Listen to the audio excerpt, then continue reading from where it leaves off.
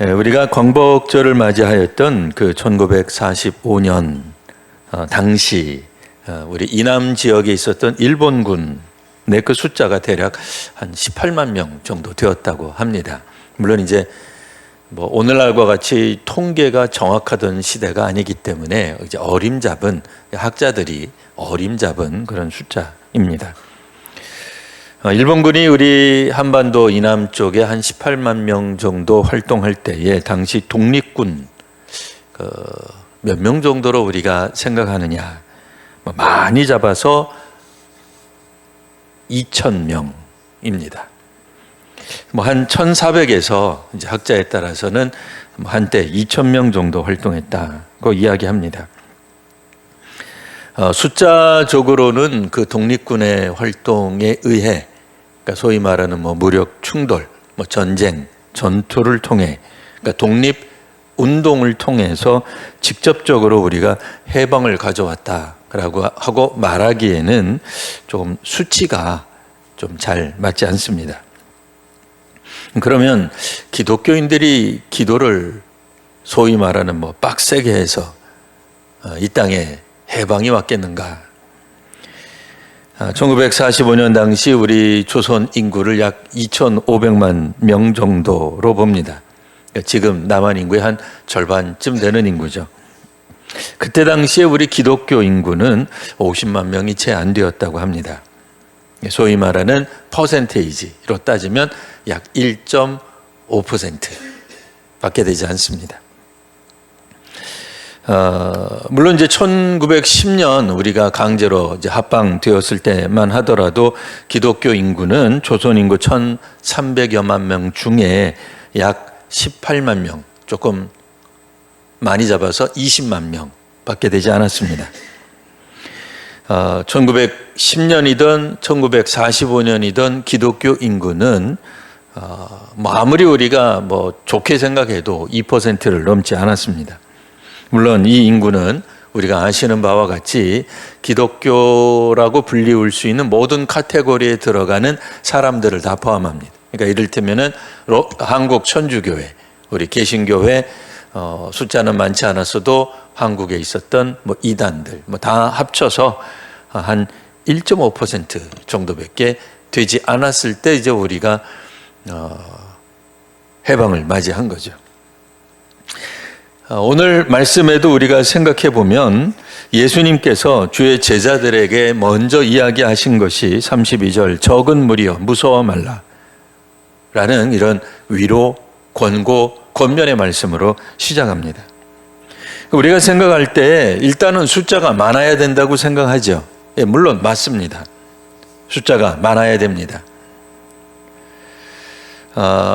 옛날 같으면 오늘날 우리들이 생각하는 사회적 약자를 위한 돌봄 이런 것들이 없었습니다. 그래서 오늘 우리 성가대에서도 찬양했듯이 나그네라 말이죠. 그러니까 나그네의 특징이 뭐예요? 약자죠. 소수입니다. 물론 현대 오늘 우리나라 사회에 있어서는 사회적 약자에 대한 특별한 배려가 많이 또 사회적 약자의 소리를 듣는 일들이 훨씬 많아졌습니다.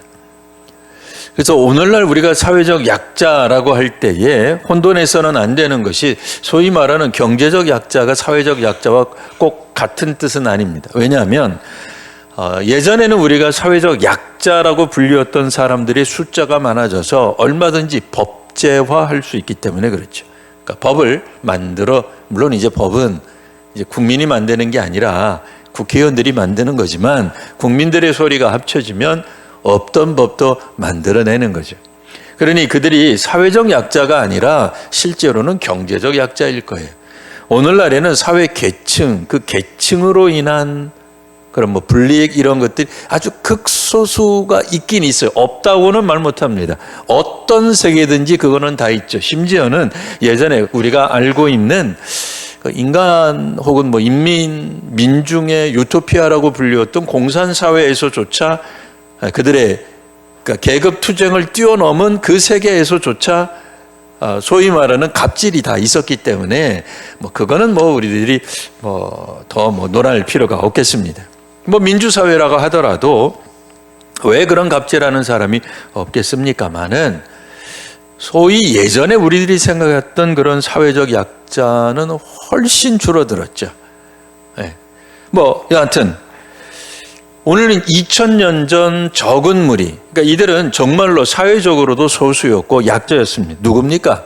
예수님이 말씀하는 이 적은 무리는, 예수님이 우려하고 격려하고 또 권면하는 이 적은 무리는 누구일까요? 예수님의 제자 공동체, 오늘 우리식으로 말하면 교회예요. 예수 믿는 사람들이 그때 정말 터무니없이 숫자가 작았습니다. 적었어요. 예수 믿는 사람들의 물론 예수님이 직접 나서시면 나라가 전복되는 일, 나라가 개벽하는 일은 일도 아니겠습니다만, 문제는 예수님은 그런 쪽에는 관심이 별로 없으셨어요. 법을 바꾼다든지 사회 구조를 바꾼다든지 혹은 계층 간의 갈등, 이런 것들을 전복하는 것을 우리 예수님의 지상 명령 혹은 지상 사역의 목표로 삼으지 않으셨어요. 그러다 보니 한때는 예수 운동이 엄청난 숫자를 이끌고 다니셨다고도 묘사되고 있지만, 여전히 그 숫자는 그 시대 사람들에 비하면 적은 무리에 불과하다라고 하는 겁니다. 정말로 많은 인원이었으면 폭동이라도 일어났겠죠. 밀란이라도 일어났겠죠. 내란이라도 일어났겠죠. 왜? 숫자가 많으니까요. 근데 그런 거 아니었어요. 예수님이 중심에 계셨어도 여전히 예수 운동, 예수 공동체는 적은 무리에 불과했습니다. 그러니 그들이 무서워할 것은 당연한 일이죠. 아무리 예수님이 그 중심에 있다 할지라도 그들은 두려움 가운데 살아갔습니다. 오늘 우리 기독교회가 한때 25%다 이렇게 자랑하던 때가 있었습니다. 물론 이제 그 이야기는 아주 틀린 말은 아니에요. 왜냐하면 여전히 지금도 서울 시민, 1000만이 좀 안 되는 서울 시민 중에 대략 한 20에서 25%가 기독교인이라고 하는 그런 통계가 있기 때문에, 그러니까 서울 지역에 하나요 좀 예수 믿는 사람들이 많이 있는 겁니다. 우리 전체가 그렇다는 게 아니에요. 전체가 그렇다는 게 아니라 우리 생각해 볼 수 있습니다. 25% 정도면 뭔가 해볼 수 있지 않을까? 여의도에도 수많은 국회의원들이 예수를 믿는다 그러는데 대략 한 절반 정도 가까이 되는 사람들이 예수를 믿는다 그러는데, 저런 사람들이 국회에 나가서 법을 개정한다 그러면 우리나라는 누가 대통령이 되든 상관없이 우리나라를 보다 더 하나님 나라와 또 하나님 나라의 그 근사한 나라를 만들 수 있는 것 아닌가라는 기대감을 갖게 합니다. 그렇죠? 우리가 예전에 한국교회 정말 60년대 70년대 어렵고 힘들었을 때 간구하던 게 뭡니까? 정말 이 세상을 이끌 지도자들이 우리 교회 안에서 나와서 좀 세상을 인도하고 바꾸고 변화하고 개혁하고 혁신하는 것을 원하지 않았습니까? 근데 그게 어느 정도는 이루어졌어요. 어느 정도는 이루어졌다고요. 왜요? 1910년에 몇 명? 18만 명. 45년에 몇 명? 많이 잡아야 50만 명. 그래도 1.5%밖에 되지 않았어요. 지금은 많이 잡으면 25%, 우리가 100번 양보해서 그건 아니라는 거 다 아니까 좀 빼겠습니다. 얼마나 뺄까? 20%? 그것도 대단한 거죠. 우리는 국교가 없는 나라입니다. 국교가 없는 나라에서 단일 종교가 20%, 이거 굉장한 겁니다. 물론 20%도 아니라고 생각해요. 그럼 좀 더 줄여보죠 17%라 그럴까요? 15%라 그럴까요? 그것도 놀라운 거예요. 다원화된 세계예요 지금. 어느 특정 종교를 하나 우리 정부가 밀지 않습니다. 미국처럼 성경을 놓고 대통령이 선언하는 나라가 절대로 아니에요. 그런데 특정 분야에 있어서는 기독교계가 엄청난 영향력을 끼치고 있단 말입니다. 대표적인 게 어디? 국회. 엄청나잖아요. 여러분 뿌듯하지 않으세요? 그 조그만한 숫자 기독교 인구 얼마 되지도 않았는데 독립운동 선언할 때 33인 중에 조금 뻥튀기 해서 이건 진짜 뻥튀기 한 거예요. 뻥튀기 해서 절반이 기독교인이었잖아요. 엄청난 거 아니에요? 1919년. 그때가 뭔데? 기독교 1%도 안 되던 시절에 거의 50% 육박하는 사람들이 조선 독립을 위해 외치자고 나선 그 33인 중에 기독교인이 이렇게 많았다. 뿌듯하지 않으세요? 그러나 해방되던 그 시절에도 우리는 1.5%도 채 안 됐습니다. 우리만의 영향력으로 과연 광복이 왔겠는가? 좀 어렵죠. 왜요? 많은 숫자가 아니니까요. 우리는 많은 숫자가 아니라는 것 때문에 주눅듭니다. 위축됩니다. 우리 교회가, 우리 한국 교회가 예전에 비해서 조금 위축됐다는 것 때문에 스스로 막 채찍질하고 뭐 하는 사람들도 있습니다. 오늘 32절에 나와 있는 것처럼 정말 그 시절에도 예수님이 보기에 그들은 적은 무리였습니다. 예수님이 걱정했던 것은 그들의 숫자가 아니었습니다. 그럼 뭘 걱정하셨을까요?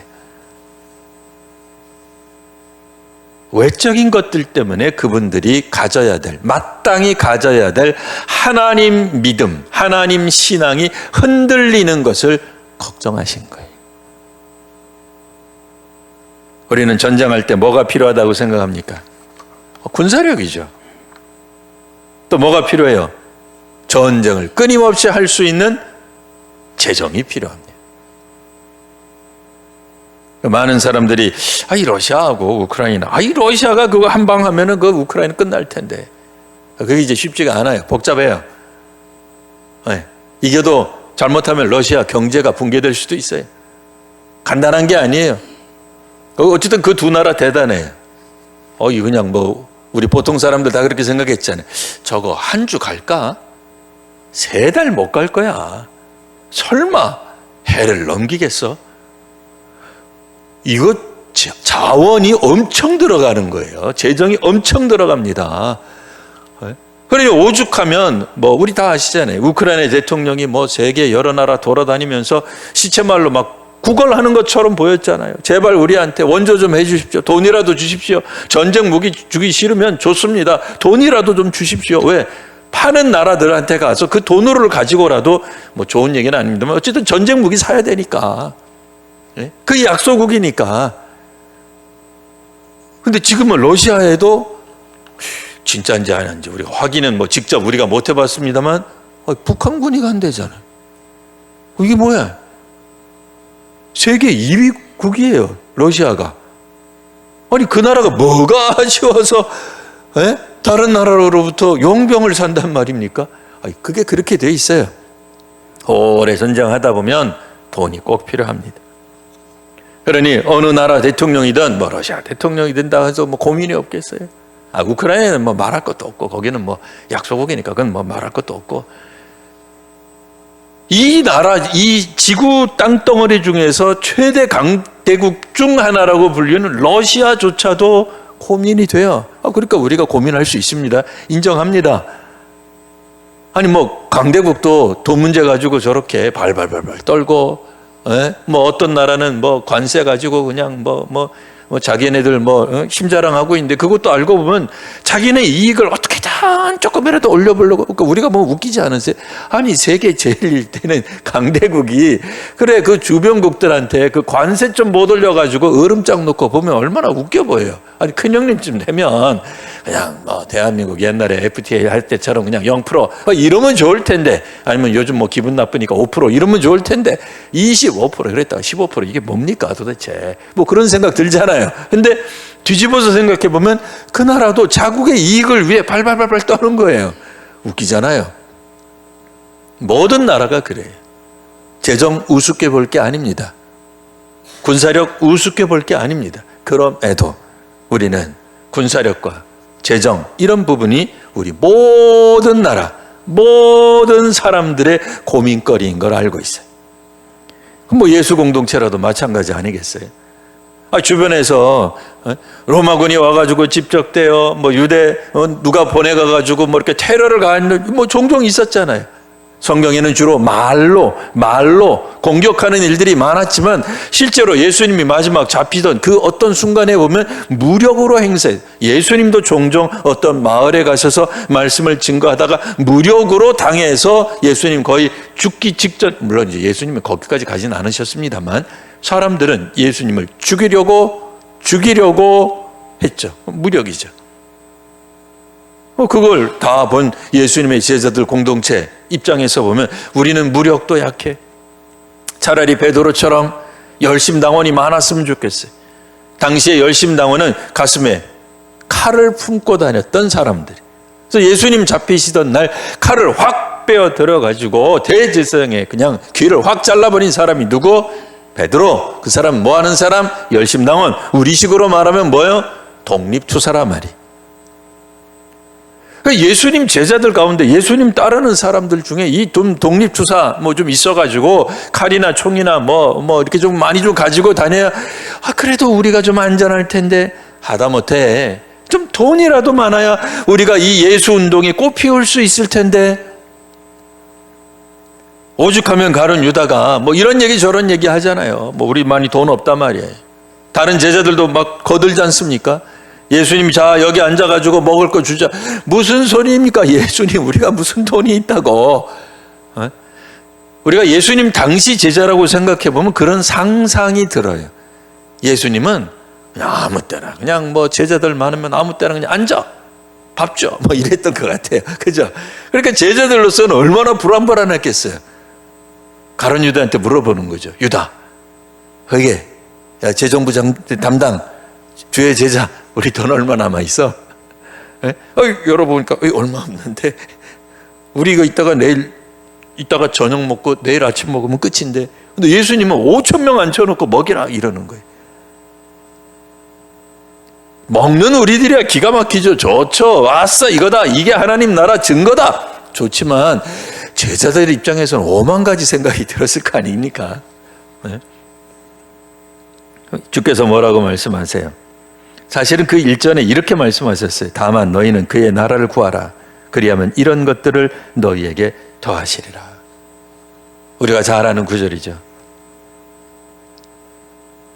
다른 거 염려하지 말고 먼저 그의 나라와 그의 의를 구하라. 그 소리를 듣는 순간 제자들이 혈압이 오르고 우리식으로 얘기하는 거예요. 뚜껑이 열리고 주님 지금 무슨 얘기하는 겁니까? 진짜예요. 그 논법으로 쓰여진 거예요.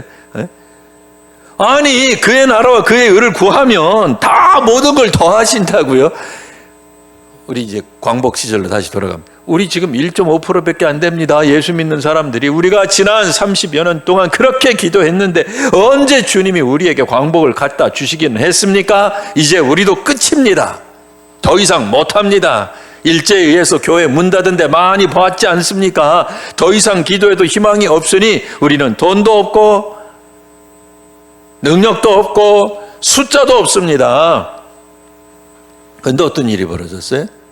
8월 15일이 왔다 이거예요. 누가 하신 거라고 우리는 믿습니까? 그리스도인은 우리 기독교인들의 기도의 능력이다라고 말을 하기에는 너무 보잘것없어요.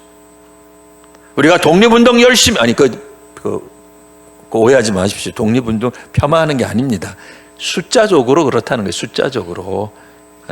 당시에 있었던 일본군이 18만 명, 독립군은 한 1,400명. 우리가 뭐 무장투장해서 쿠데타해서 게릴라로 이긴 거 아니잖아요. 이게 이제 교회니까 얘기하지.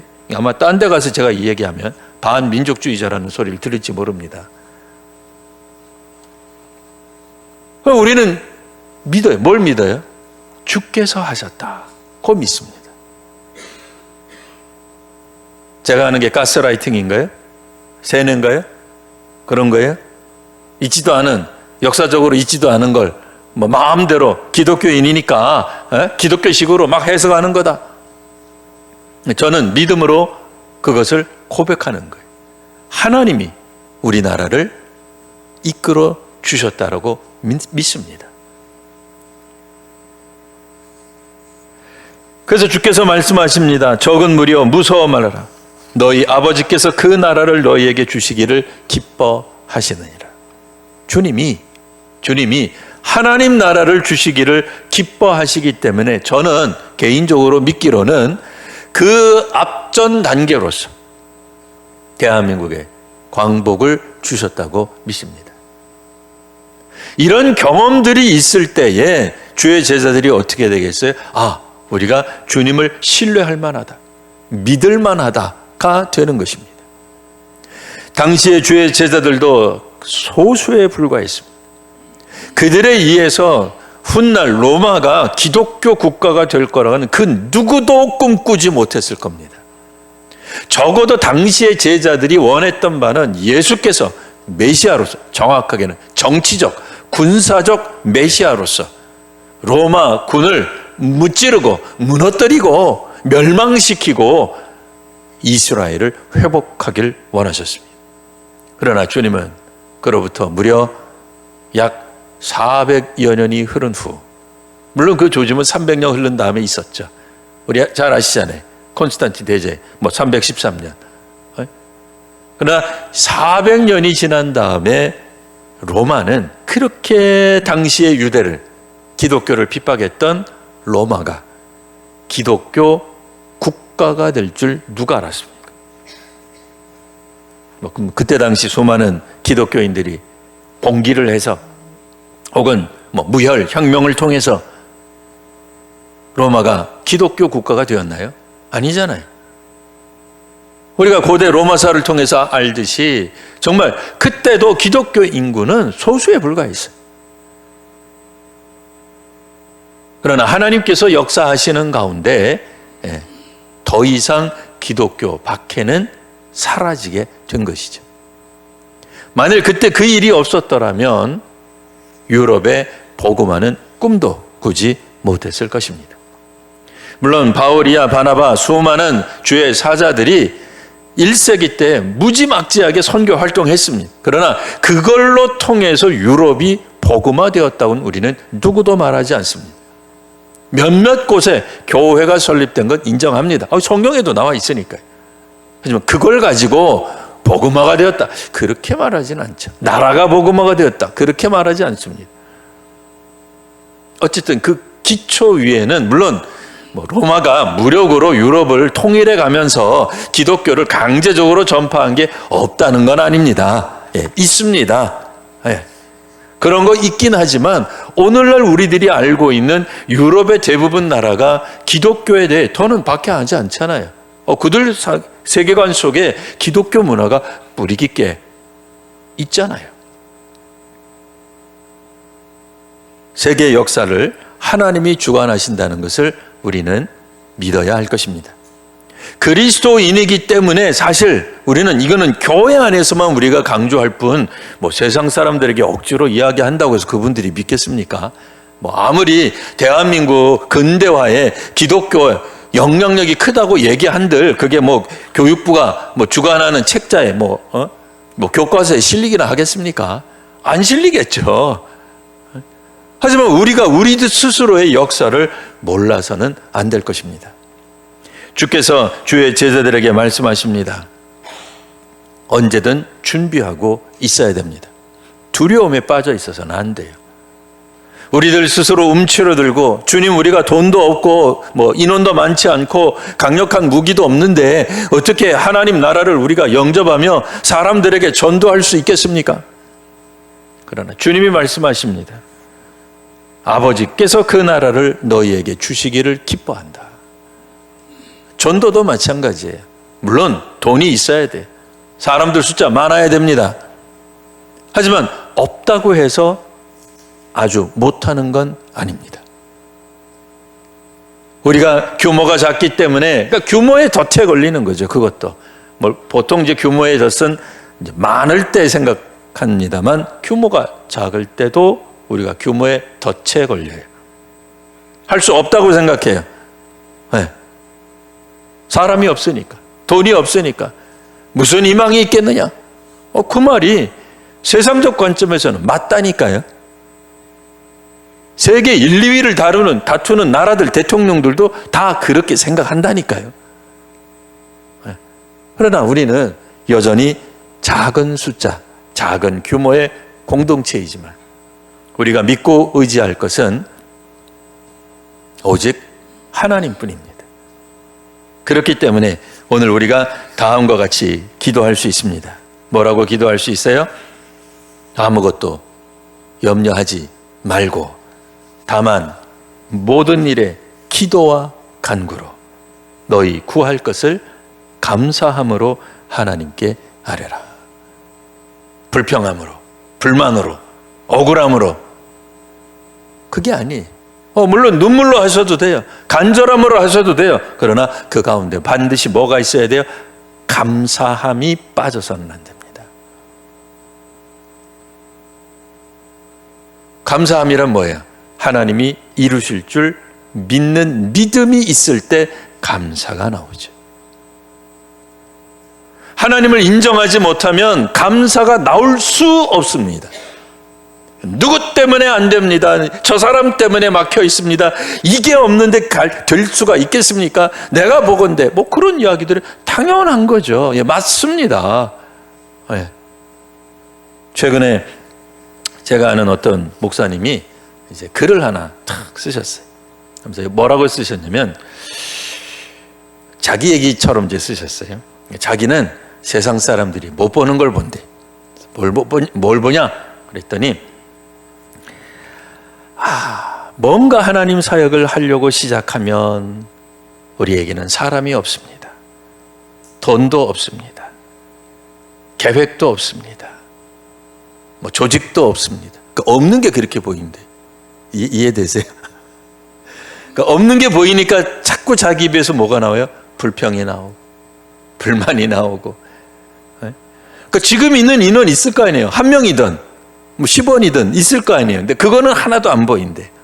우리가 사역을 하려고 선교를 하려고 교회를 개척하려고 보니까 하루에 한 2억쯤 있어야 되는데 2억이 있으면 될 것 같아요. 2억이 있냐면 없어요. 그러니까 없는 게 보이더래. 그래서 개척을 하려고 그러면 그래도 한 50명쯤 있어야 되는데 50명이 있어요, 없어요? 지금은 2명밖에 없잖아요. 근데 안 보이는 48명이 보이는 거예요. 그 사람 눈에는. 그러니까 뭐만 해요? 불평하는 거죠. 난 안 돼. 왜? 48명이 없으니까. 난 안 돼. 지금 내가 1,000만 원 갖고 있으면 1억 9천이 없으니까. 없는 게 자꾸 보이더라는 거예요. 근데 그 사람이 못 본 게 또 있어요. 하나님의 임재하심, 하나님의 돌보심, 하나님의 함께하심이 안 보이더래요. 그건 있는 건데 그거는 안 보이더래요. 왜 안 보일까요?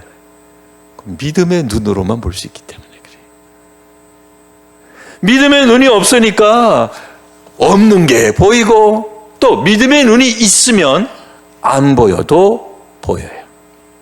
세상 사람은 볼 수 없어도 우리는 볼 수 있는 거예요. 여러분, 무엇을 보시고 신앙생활 하십니까?